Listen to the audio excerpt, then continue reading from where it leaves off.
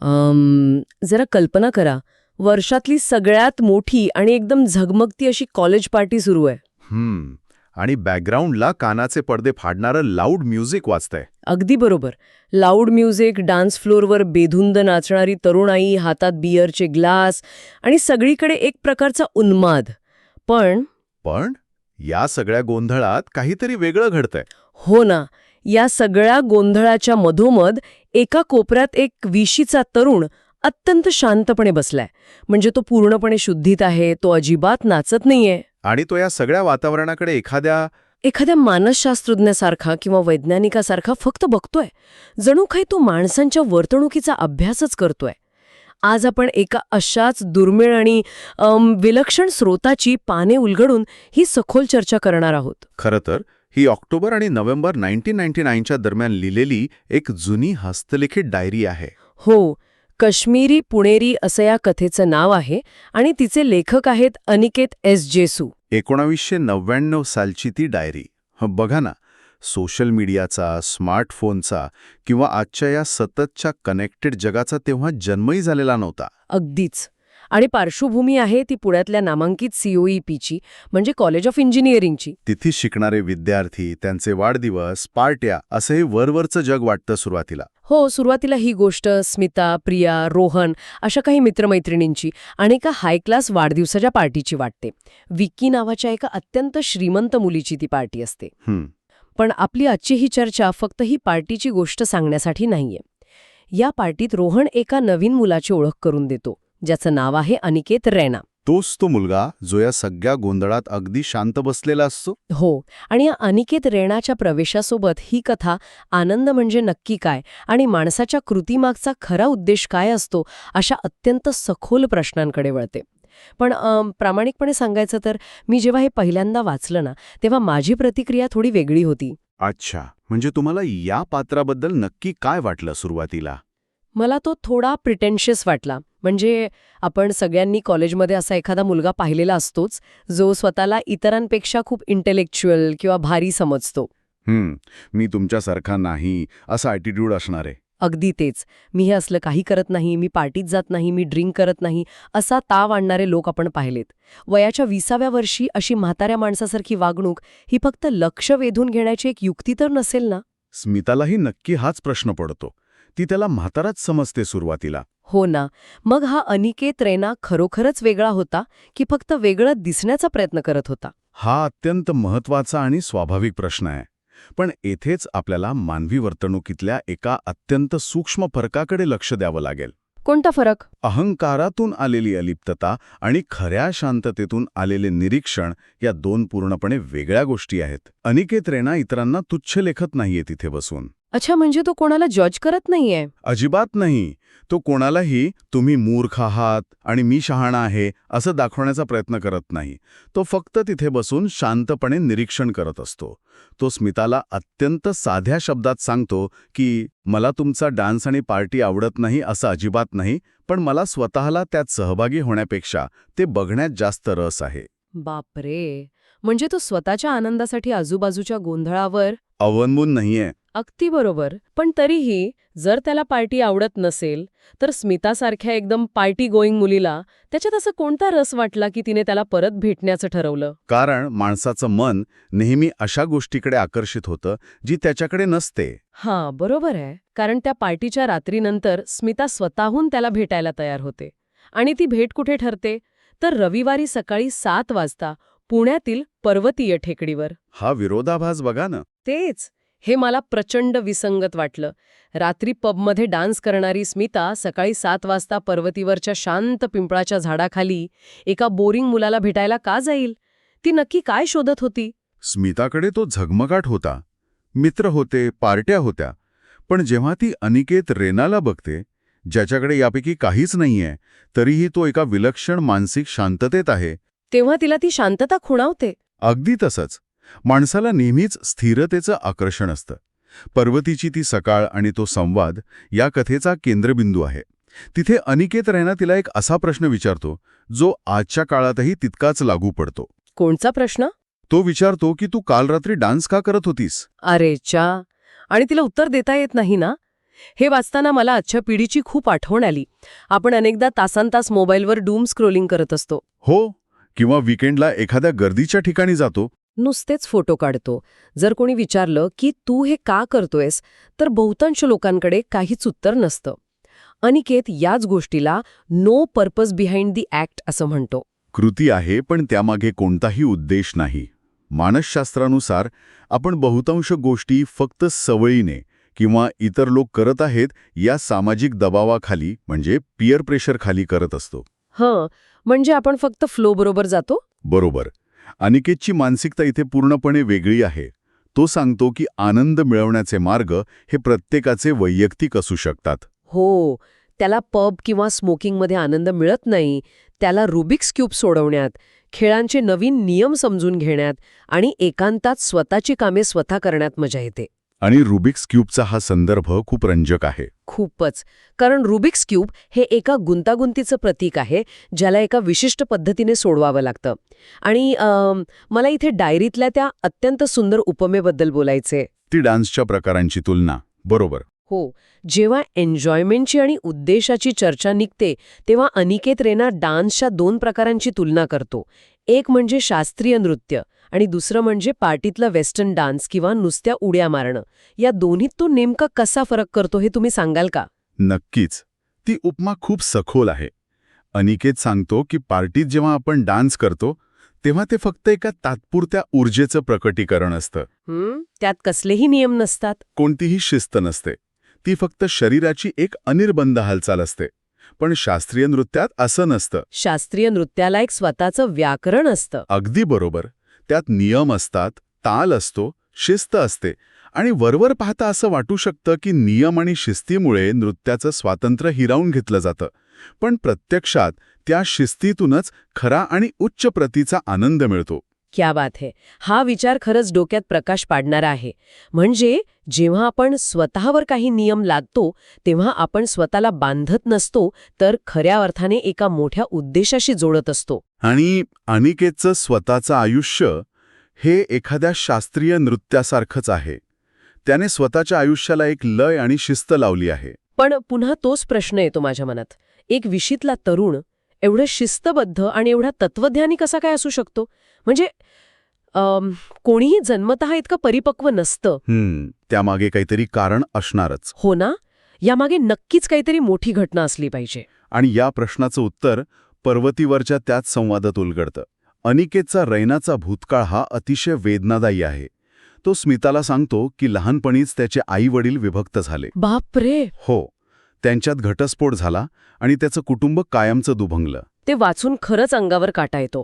कारण त्यात असं लिहिलंय की त्याच्या आईवडिलांपैकी एक जण न्यूयॉर्कला निघून गेला, तर दुसरा अँटवर्पला. आणि हा मुलगा इथे भारतात एकटाच राहिला. या अबॅन्डनमेंटने म्हणजे सोडून जाण्याच्या भावनेने त्याला लहानपणापासूनच प्रचंड मानसिक त्रास आणि एकटेपणा दिला असणार.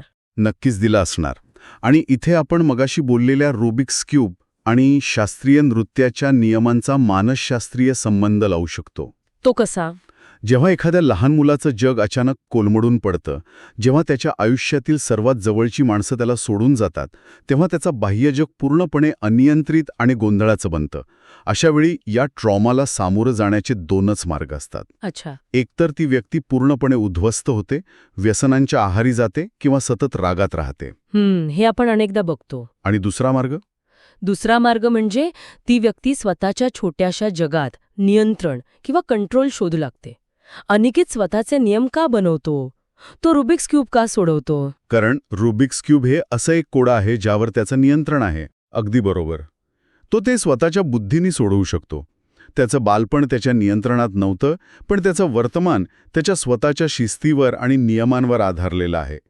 तो स्वतःला आधाराची गरज असताना स्वतःचा मोठा आधार बनला.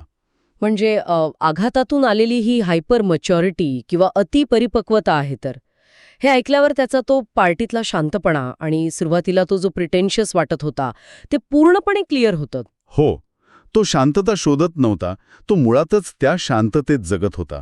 पण त्याला ही दिशा कोणी दाखवली? कोणीतरी असावं ज्याने त्याला या दुःखातून बाहेर काढलं. डायरीनुसार त्याच्या जडणघडणीत त्याच्या काका-काकूंचा खूप मोठा वाटा आहे. त्यांची गोष्ट तर मला अनिकेतच्या गोष्टी इतकीच थक्क करणारी वाटली. होय, अनिकेतचे काका काकू हे दोघेही 1980च्या बॅचचे IIT बॉम्बेचे सिव्हिल इंजिनियर आहेत. बापरे, म्हणजे अतिशय उच्च शिक्षित आणि बुद्धिवान जोडपं. अगदी. ते न्यूझीलंडमधील ऑकलंड येथे रोबोटिक्स रिसर्च सेंटरमध्ये अतिशय उत्तम नोकरी करत होते. एक अत्यंत सुरक्षित आणि ऐशारामाचं आयुष्य त्यांच्याकडे होतं. पण त्यांनी ते सर्व सोडलं आणि ते भारतात परतले. आणि ते कुठे गेले तर थेट काश्मीरमध्ये. श्रीनगरजवळ ते आता अनाथ आणि गरीब मुलांसाठी एक शाळा चालवतात. आणि फक्त तेच नाही, तर अनिकेत रैनासुद्धा तिथे जाऊन त्या अनाथ मुलांना शिकवण्याचं काम करतो. इथे मला एक प्रश्न पडतो. एवढी मोठी नोकरी सोडून इतक्या दुर्गम भागात जाऊन अनाथ मुलांसाठी शाळा चालवण्याची प्रेरणा माणसाला कुठून मिळते? आणि अनिकेतने स्वतःच्या दुःखावर मात करण्यासाठी दुसऱ्यांची मदत करण्याचा मार्ग का निवडला असेल? यामागे अल्ट्रुइझम म्हणजेच परोपकाराचे मानसशास्त्र अत्यंत प्रभावीपणे काम करतं. अल्ट्रुइझम.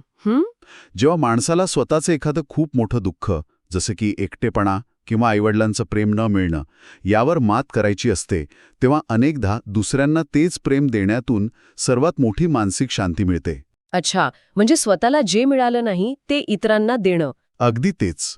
अनिकेतला माहिती आहे की अनाथ असणं किंवा आई-वडिलांशिवाय जगणं म्हणजे काय असतं.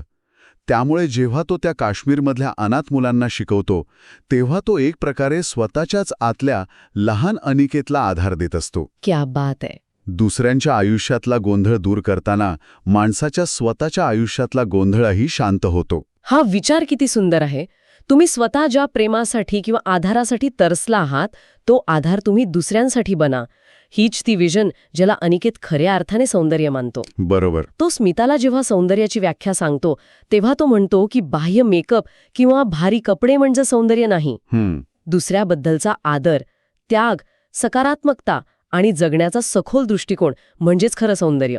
आता मला समजते की एक विशीतला मुलगा इतक्या प्रगल्भपणे सौंदर्याची व्याख्या का करू शकला. पण त्यांनी त्याच्या काका-काकूंमध्ये तो खरा त्याग आणि ते खरं सौंदर्य अगदी जवळून पाहिलं होतं. आणि याचा परिणाम स्मितावर किती खोलवर होतो हे आपण पाहतोच.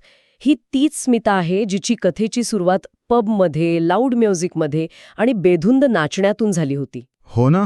पण अनिकेतचे हे विचार, त्याचा भूतकाळ आणि त्याचं हे पर्पज ऐकल्यानंतर तिच्या आत एक मोठा बदल घडतो. ती फक्त त्या बाह्य जगाच्या मजेत न अडकता जीवनाकडे एका नव्या, अतिशय सखोल दृष्टिकोनातून पाहू लागते. नक्कीच. पण इथे मी थोडासा पुशबॅक देतो. म्हणजे एखाद्या व्यक्तीमध्ये एका किंवा काही संवादातून एवढा मोठा बदल खरोखरच होऊ शकतो का? म्हणजे तुम्हाला हा बदल खरा वाटत नाहीये?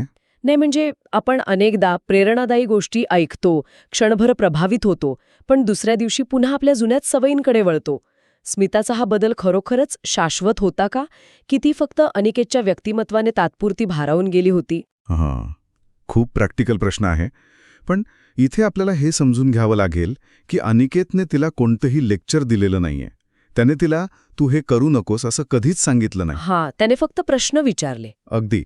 त्याने फक्त तिच्या कृतींवर प्रश्नचिन्ह निर्माण केलं, तू हे का करतीयस? जेव्हा माणसाला स्वतःच्याच कृतीचा फोलपणा जाणवतो, तेव्हा होणारा बदल हा कोणी लादलेला नसतो, तो आतून आलेला असतो. अच्छा, म्हणजे स्वतःची जाणीव होणं. हो. आणि पर्वतीवरच्या त्यांच्या दर रविवारी होणाऱ्या भेटींमुळे हा विचार अधिक दृढ होत गेला. आणि त्यामुळेच तिचा बदल हा तात्कालिक नव्हता. या पूर्ण कथेचा जो शेवट आहे, तो मला लेखकाच्या म्हणजे अनिकेत एस जेसू यांच्या निरीक्षणाचं एक उत्तम उदाहरण वाटतो.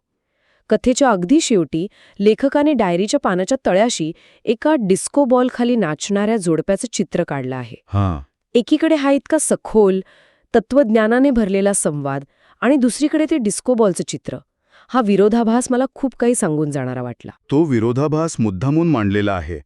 डिस्को बॉल हा एका अर्थाने आपल्या आजच्या समाजाचं अतिशय अचूक प्रतीक आहे. ते कसं? डिस्को बॉलकडे स्वतःचा असा कोणताही प्रकाश नसतो. तो फक्त बाहेरून येणारा प्रकाश परावर्तित करतो. अनेक लोकांचं आयुष्यही याच डिस्को बॉलसारखं असतं. बापरे, हे खूपच सखोल आहे. ते इतरांकडून येणाऱ्या प्रतिक्रिया, इतरांनी ठरवलेले ट्रेंड्स आणि बाह्य जगातील झगमगाट फक्त रिफ्लेक्ट करत असतात. पण अनिकेत आणि नंतर स्मिता यांचा प्रवास हा त्या बाह्य प्रकाशाकडून आतल्या स्वयंप्रकाशाकडे जाणारा आहे. क्या बात है. स्वतःचा प्रकाश शोधण्याचा प्रवास. आणि म्हणूनच लेखक शेवटी जे वाक्य लिहितो ते या संपूर्ण डायरीचा अर्क आहे. लेखक लिहितो, आणि स्मिता खरंच स्मिता बनली. अगदी बरोबर. स्मिता या शब्दाचा अर्थ हास्य असाही होतो. पण इथे तिला फक्त चेहऱ्यावरचं वरवरचं हास्य नाही, तर स्वतःची खरी ओळख मिळाली. ती कोणाची तरी कॉपी किंवा गर्दीचा हिस्सा राहिली नाही. बरोबर. ही कथा आपल्याला हेच शिकवते की आपण अनेकदा आयुष्यात चुकीचे नाही, पण फक्त दिशाहीन असतो. हं. आपल्याला गरज असते ती एका योग्य संवादाची. आणि सगळ्यात महत्त्वाचं म्हणजे आपल्या प्रत्येक कृतीमागे उद्देश असण्याची. जेव्हा तुम्ही तुमच्या प्रत्येक कृतीचा उद्देश शोधता, तेव्हा तुम्ही अनिकेत सारखं स्वतःच्याच एका सुंदर आणि शिस्तबद्ध शास्त्रीय नृत्यात मग्न होता, जिथे बाह्य गोंधळाचा तुमच्यावर कोणताही परिणाम होत नाही. हे सगळं ऐकताना एक अत्यंत सखोल विचार मनात येतो. आजच्या या माहितीच्या, सोशल मीडियाच्या आणि वेगाच्या जगात, जिथे प्रत्येकजण कुठल्या तरी न संपणाऱ्या पार्टीचा किंवा ट्रेंडचा हिस्सा बनण्यासाठी धावत आहे, तिथे आपण स्वतःला कुठेतरी हरवून बसलोय. अगदी तिथे सतत बाहेरच्या गर्दीत स्वतःला विसरून जाण्यापेक्षा एखादा क्षण शांत बसून आपण हे का करत आहोत हे स्वतःला विचारणं किती गरजेचं आहे. हा असा प्रश्न आहे जो प्रत्येकाने स्वतःच्या पातळीवर नक्कीच विचारून पाहायला हवा. नक्कीच. आपल्या आजूबाजूला असलेल्या त्या डिस्को बॉलच्या झगमगाटात आपण स्वतःचा खरा उद्देश हरवून तर बसलो नाही ना, हे शोधणं हाच या सखोल चर्चेचा खरा अर्थ आहे. स्वतःचा उद्देश शोधत रहा.